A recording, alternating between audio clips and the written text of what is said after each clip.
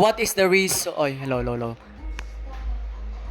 Friends la ayon. Okay, reason is friends. Friends. Life, family problem. Life, family.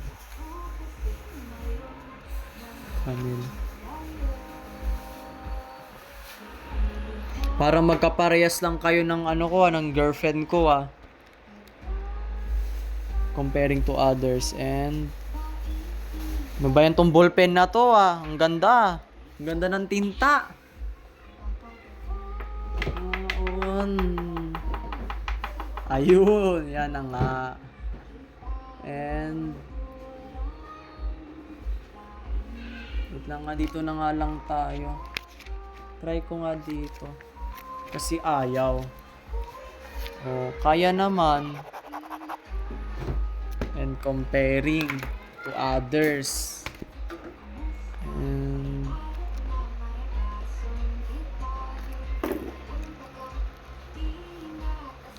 comparing to others. To others.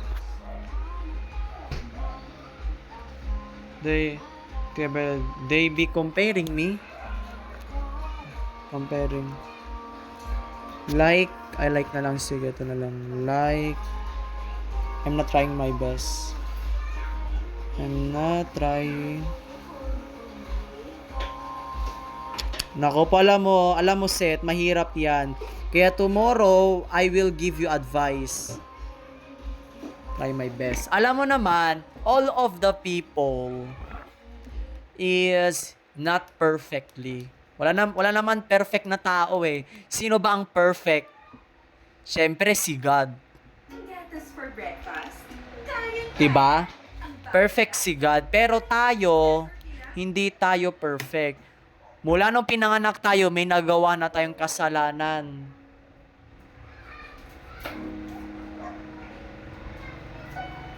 Sige, sige. 3 p.m. mag-on ako. Sige, sige, sige. Bukas ang uwian ko is 12:20. O sige, eto. Eto pa.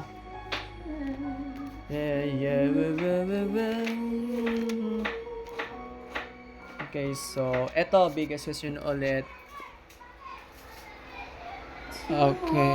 Masakit ba? Masakit ba? Na all half day, yes. 6 o'clock to 12:30 kami bukas. Okay, so, ayaw mo, masakit ba? Yes, masakit ba yan? Yes. Ano bang klaseng family problem yun? Ano ba ito? Like my parents. Okay. Nag-aaway ba sila sa wait lang nga, doon nga ako sa kwarto. You know, they can be more than just... Wait lang ha. So bright. Sige, wait lang. Dito muna ako sa aking kwarto. Okay, so...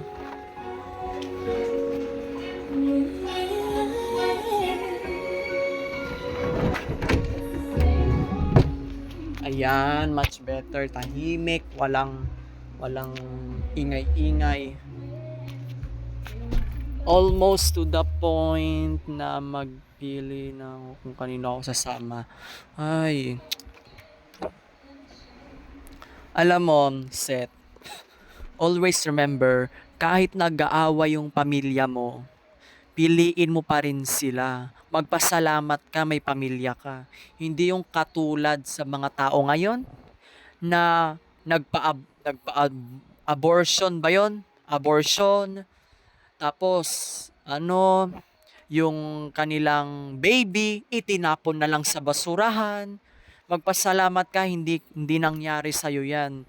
Always remember na be thankful to God na binigyan ka ng mabuting magulang.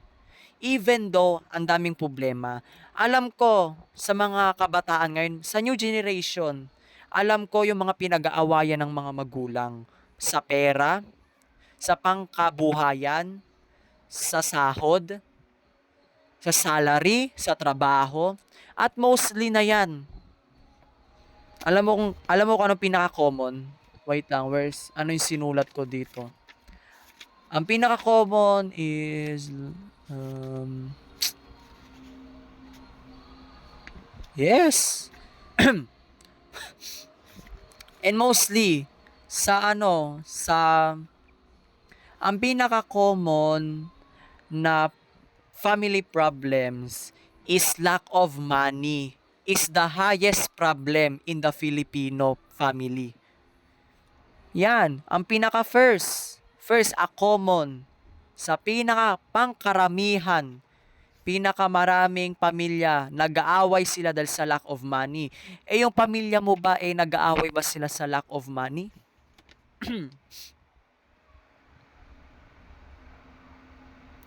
Alam mo yung trauma na nangyari sa kanila when they were kids. Oh. Oh. For kids, okay. Yung mga nangyayari sa kanila napapasa amin. Oh. Parang parang nahahawa. Parang tawag ito, nahahawa na. Parang naipapasa sa'yo. Parang pasapasahan. Parang ganon. Ano bang tawag? Ano bang perfect pro na nun? Perfect. Hindi nila binabago, yes. Alam mo, ito lang naman yung pinaka-importante. Magpasalamat ka na lang na binuhay ka nila. Kung wala silang pakisayo, dapat wala kang Roblox, dapat wala kang cellphone, dapat wala kang hawak ngayon. Dapat nasa labas ka, naghihingi ng pera. Yun ang pinaka masama, yun ang pinaka pangit.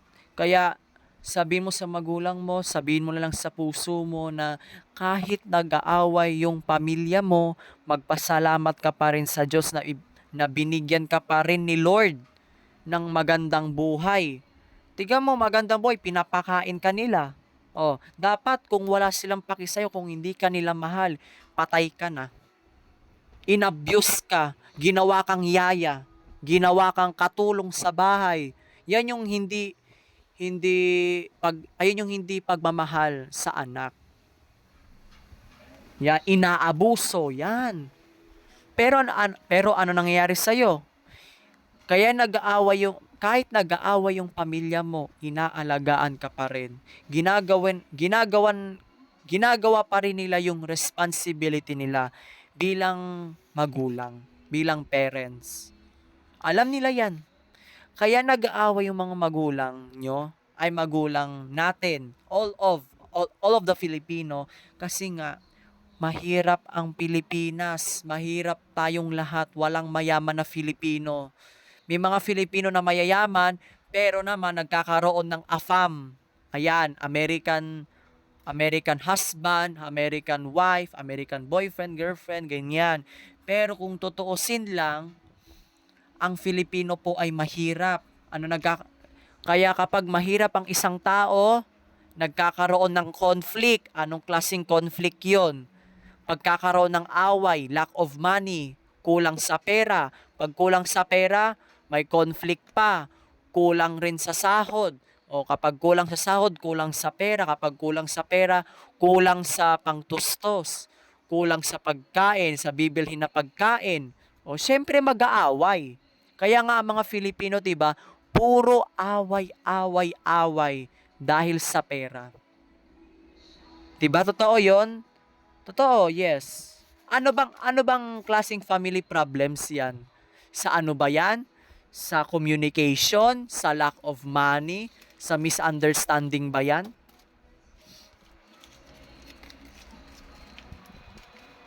All, okay, misunderstanding. Base dito sa sinulat ko, move on man to definition. Alam mo, eto. Basahin ko na lang, wait lang. Ayan. It's really hard to ignore or resist a family problem. Family problem. Pero, remember, have faith and believe that God will always assist you, guide you, and God is always there for you. Okay? Explain ko sa'yo kung paano yan, no? Kung may decision ng parent mo or yung family mo na maghiwalay or mag-separate or divorce, always remember, kung may plano or nagdesisyon na sila, hindi iyon mangyayari. Why? Kasi andyan si God. God will not ano ba sa English yung papayag? Hindi papayag ang Diyos na tawag dito na maghihiwalay yung magulang mo. Alam mo bakit? Number one, married na ba yung parents mo?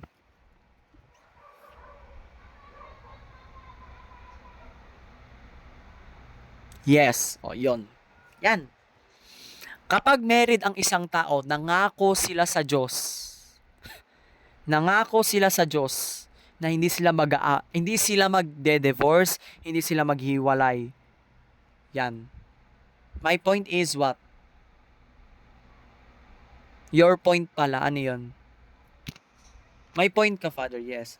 'Di ba kapag nag-married, kapag nag-married ang dalawang couples, nangangako sila, nagkaroon sila ng promise sa Diyos. Pag naghiwalay, ano mangyayari?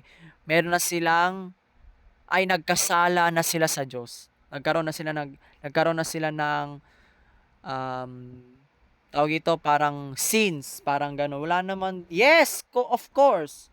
Walang divorce sa Pilipinas. No. No, walang ganyan, B. Sa ibang bansa lang. Yes, totoo yan.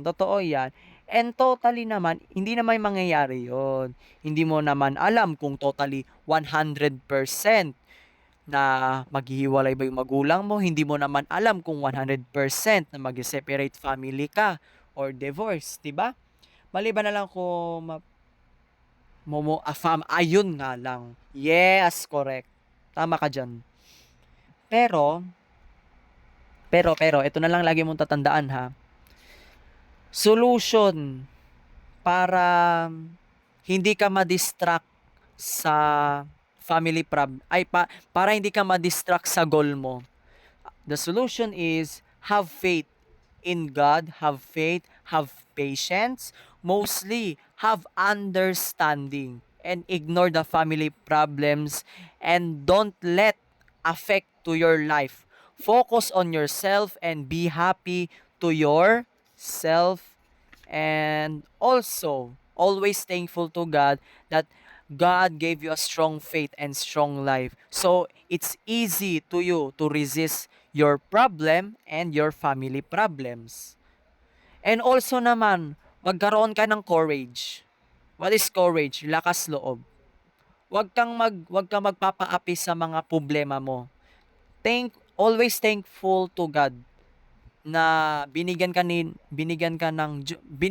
God ng kapangyarihan, ng faith, strong life, at kaya mong i-resist or kaya mong i-defend yung sarili mo pagdating sa problems and family problems.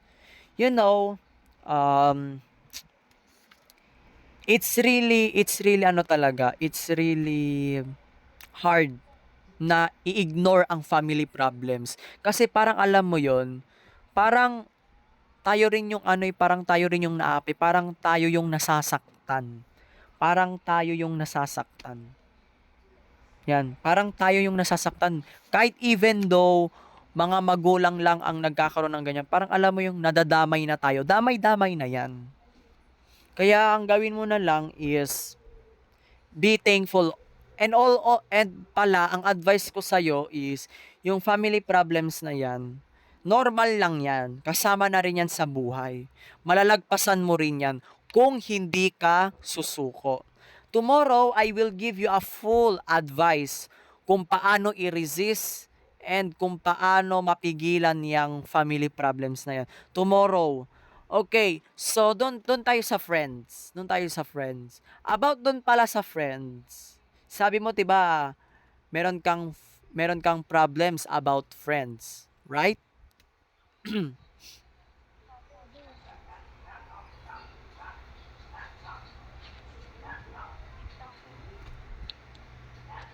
Father, curious ako, Father. Saan ka nag-aaral? Saan ako nag-aaral? Bakit? Ba't mo natanong yan? Wala umulan. Wala lang, Father. Baka magkaparehas tayo. Saan ka ba nakatira? Saan ano ka ba? Manila ka ba? Yung sa Loa. Sa Noa, sa Pasig City ako eh. Malayo. Malayo. Yes, yes. Ito pala. By the way, like you said, sa friends, meron kang problema sa friends, no? Saan tayo? Sige. Ayan. O, sige. Set, about pala dun sa friends mo. Ubo-ubo ka na, o uminom ka ng tubig. About pala sa friends mo. Sabi mo, meron kang problema sa friends. Anong klaseng problema yan? What kind of friends? Ang daming problema, Father, dyan. Ay, ang dami ba? Ano bang klase? Isa-isahin mo. Like, nileleft out nila ako, second choice. Minsan wala pa nga sa choice eh. Oh my God. Wait, totoo? Yes. Ano kasi, Father? Ano? Like, mga ilang friends lang yung tinuturing kong real friend ko. Like, mga, siguro dalawa. Dalawa Real lang. friends. Sa madami akong mga kilala. And one friend sila sila. Pero, alam ko, dalawang tao lang ang hindi ako iiwan. Ay, wow. So, like you... Sabi ko sa'yo, Father, kanina. Yes? Nung, ano pa lang, binibigyan mo ako ng advice kanina nang nag-join ka. Yes? Ang sabi ko, diba, may best friend ako. Na... 2 years na kami. Wow. Oo nga pala. Yes, I know that. Yes, binanggit mo yan saan kanina eh. And hindi ko pa rin makalimutan yun. Sana all nga may 2 years kang best friends eh. O sige, eto. Isa-isahin mo nga yung mga friends problems mo. Yung isa kasi, Okay? bago ko siya naging friend, meron, first day of school, Yes? may nakilala akong babae. Meron ka lang. Pangalan niya, ano na lang, ilalagay ko na lang nickname nila. O sige. Johnny. Okay. Ayun, Johnny. Nakilala ko si Johnny, first day of school. Okay. Sabi, tinanong niya ako, kasi di ko pa alam, ano na ko nun eh, first day ko pa lang dun sa Loa nun. Like, as in, first day. At Okay. may lumapit sa akin babae, sinabi niya sa akin, kung magkapares ba daw kami ng room. Tinignan ko yung schedule, magkapares naman, nandun naman yung mga pangalan namin, and then, Okay. naging magkaibigan kami agad. Wow. Alam mo, inaakbayan niya na agad ako, like, Wow. pangalan namin. Wala pang 5 minutes yan na nag-aakbayan na kami. Hinanap Grabe. namin. Okay. Umabot kami second floor. Inikot namin buong second floor. Nasa baba pala. Ay. Bumaba kami. Okay. Oo.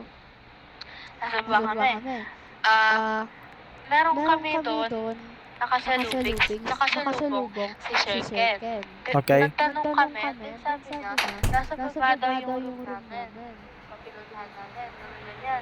Nandun na kami. And then, may na-mention siya na meron na daw pala siyang kaibigan Oh. Then? dun sa school. Okay. So, parang naano ako. Kasi in-expect ko, bago pa lang siya sa school at wala pa siyang mga kaibigan. Parang nagsiselos ako gano'n. And then, Okay. nung dumating na mga kaibigan niya, iniwan niya ako. Left Okay, out. oh. Ganun. Iniwan ka? For real? And then, for like a week, hindi kami nag-usap. Lock ka? Umabot hanggang buong quarter yun. Wala akong nakausap. Oh my God. Wait, totoo? As in? For real? Oo, promise. Oh my goodness. Grabe naman kalala yun. 1 month na, no? Oh my God. And then, second quarter, Yes? si Johnny, Okay. meron naging, best friend. May Mm. naging best friend siya, babe. Okay. And then, ano na lang, si Adi na lang, tatawag Okay. ko sa kanya. Adi. naging magkaibigan silang dalawa. And then, si Ate naman, merong isa pang best friend. Si RJ. RJ na lang ang tatawag ko. Sige. And si RJ. Naging magkaibigan sila. And then, siguro mga 2 weeks na ano pa lang kami nun, second quarter. Naging magkaibigan kami ni RJ. Naging naging close, like super close. And then, ano namang si Ate, nagsiselos. Kasi parang hindi na sila nag-uusap ni RJ. Kasi lagi ko nakakasama si RJ. And then, ito namang si Jad. Ano ulit yan? Hindi mo. Si Jaddy. Okay. Nakipag-FO siya sa akin. Oh! Oh, wow. Yung unang girl na nakilala ko, nakipag-FO siya sa akin. Kasi nga, feel ko, kinumbinsi ni Ate si Jaddy na makipag-unfriend sa akin. Kasi Oh, nga, wow. nag-FO na nga si RJ tsaka si Ate. So, umabot hanggang, fourth quarter, ayun na nga. And then, third quarter, Okay. third quarter, may nakilala naman ako si Meg. Yun na lang pa pangalan ko sa kanya. Okay. Nakilala ko si Meg. Ito si Meg, mga first and second quarter, popular siya sa room namin. Wow! Mayaman siya, Meg. Wow! Lagi niya ako nalilibre, buong class ng fries. Kasi, sa kanya, may palito for dinner. Oh, wow. Then,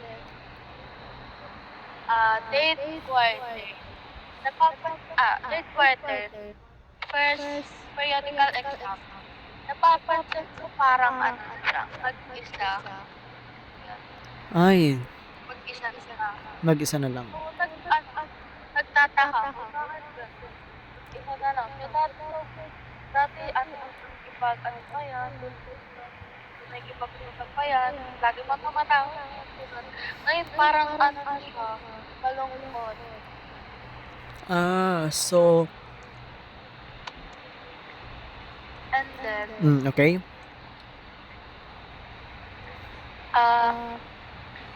ito namang si RJ, and, itong si RJ and Megan, meron silang past. Ano sila? Best friend. Childhood best friend silang dalawa. And then, so yun nga, may nangyari sa kanilang dalawa nung bata pa sila. Ano nangyari? Parang yung family nila, nag-aaway, ganun, Ah. ganyan. Yung family nila noon, and na-affect yung pagkakaibigan nila, so hindi na sila naging magkaibigan. Yun. Ito si RJ naman, sinabi ko kay RJ na parang napapansin ko na parang nalileft out na si Megan, ganun. Etong si RJ, nalaman ko, hate na hate niya si Megan. Si Meg, hate niya yun, si Meg. And then, sinabi niya sa akin kung bakit. Pero, ang nafe-feel ko, si RJ, hindi siya nagsasabi ng totoo. Kasi yung sinasabi niya parang inaaway niya siya ni Meg dati. Alam mo yun, nag-pinumuli. Pero for me, parang hindi totoo yung sinasabi ni RJ kasi sobrang bait ni Meg. So, ayun na nga. Ito namang si Jade, si Jaddy na lang. Okay. So, si Jaddy, bumalik. Fourth quarter, bumalik siya. Alam mo bakit? Bakit? Anong nangyari? Pinabackstab siya ni Annie. Oh my God! Weh, totoo? Oo. Grabe. So, ayun na nga. Naging magkaibigan kami ni Megan. Wow. Naging close din kami. Ito namang si RJ, naiinis. Kasi nga, chismis na lang. Turing niyo na itong chismis. Ito naman si RJ, naiinis sa aming dalawa. Kasi nga, hate na hate niya si Megan kasi sa mga nangyari sa kanila nung bata pa sila. So, So, parang nagugulat ako if nakikipag-unfriend na ako kay Megan. Kasi hindi naman ako yung tao na parang sinabi sa akin ni RJ na pag, ano ba yun, parang kalimutan or wag nang kausapin si Megan. Hindi ko gagawin yun. Kasi, first of all, wala namang ginawa si Megan sa akin para layuan ko siya, diba? Oo nga, And, wala naman siyang ginawa. naman ako, yeah, right? At saka, wala naman akong kinalaman sa mga nangyari sa kanila nung bata sila. So, wala akong Kasalanan. parang iniiwasan ko yung sinasabi ni RJ na layuan ko siya. And then, ito naman si Johnny. Wait, mga fourth quarter, nagkatabi kaming lahat. Sheesh! Fourth quarter, nag-ano kami. Alam mo yung parang nagpapalit-palit kayo, ng upuan every quarter. Alam ko yun. Ganun rin kami. Palit-palit kami. Yung una, si RJ, tsaka yung isa, si RJ, ako, si Johnny, and then si si Megan. Apat kami nagtatabi. So, parang awkward. So, bago pa nalaman ni... Wait lang. Ang ulit yun? Wait. Asa naman, nagkatabi na kami dito. Nagkatabi na kaming apat. Eto na yun. And then, sorry sa akin si Chad. Okay. Kasi nga, nakipag-ano siya sa... Gumagalaw kasi yung phone ni Rin. Sorry, wait lang. So, ayun na nga. Ayun, fourth quarter, ito nagkatabi-tabi na kami apat. Yun. Nag-uusap kami na si Johnny, nag-sorry sa akin. Sabi niya, sorry kasi, nag-sorry siya sa akin kasi siya sa akin, nakipag-F. And then, nag-sorry din siya kasi, inabackstab daw ako na ano bang ginawa ko para mag-backstab ng gano'n.